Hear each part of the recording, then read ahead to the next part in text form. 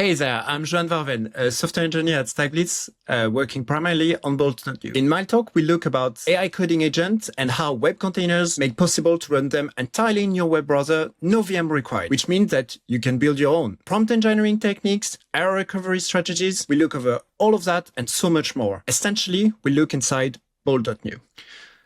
So I don't think I found any particular tools indispensable, but there are some that I use on a regular basis. Bolt.new is one of them because for multiple reasons, but the main one is I want to dogfood our own product, but also we have lots of great features in it. Like you can import Figma frames. It's super great at creating prototypes in any frameworks. You can also create user scripts. It's really good at that. I also use Perplexity, ChatGPT for more like broader questions or when I want to have a good understanding of a problem and I don't want to search for it myself. But really what I would recommend is that try as many tools as you can and just stay with the one that you like the most. And also maybe in a year from now, all of those tools will be completely changed. Field is moving really, really quickly.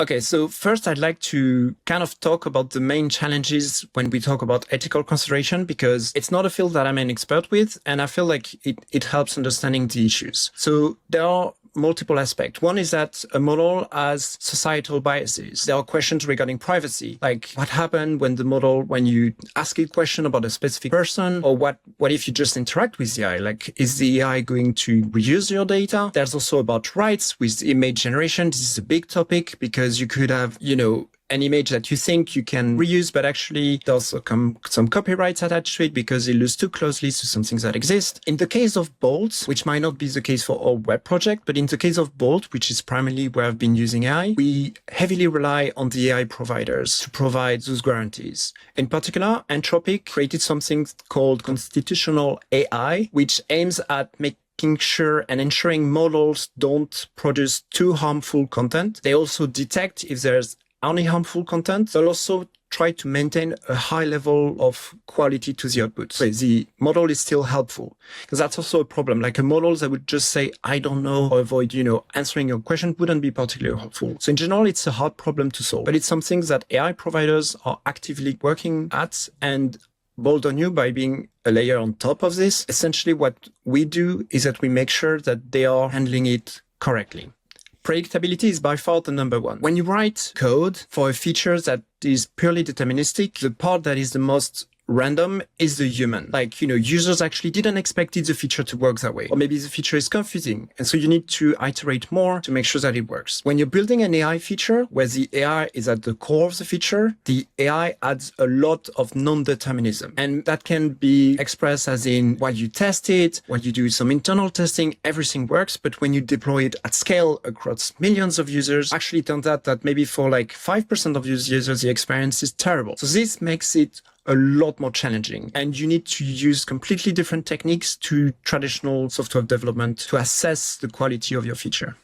So the one that excites me the most is AI coding agents, but more specifically, I'd say like building agents like Bolt.new, because it's fantastic to have, just an AI that you interact with and that do everything for you. And if you're non-technical, it opens up a whole new set of possibilities on what you can create. And I think this is probably one of the things I'm more excited about. There's also another aspect, which is AI inference at the edge. So for instance, the Chrome teams have been pushing for a bunch of APIs that let you use AI within your browser. So using a local model. And this is also fantastic because it means you can, reduce costs instead of going to the cloud to maybe a very expensive model for simple requests. You can do those locally on the device, which also mean it works offline, which if you followed StackBlitz, that's something we care about.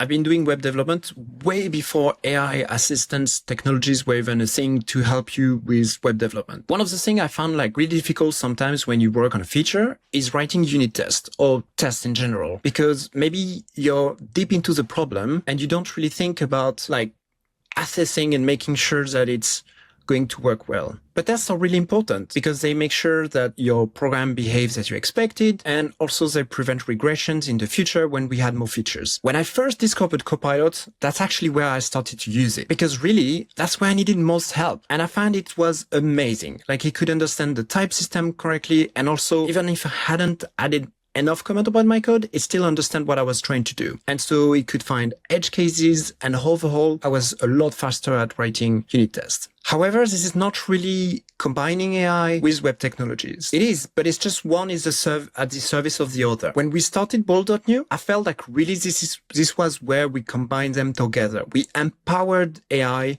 with web technologies. All of a sudden, you had an AI agent that could write files, deploy applications, make updates to a live site, make all of that within your browser.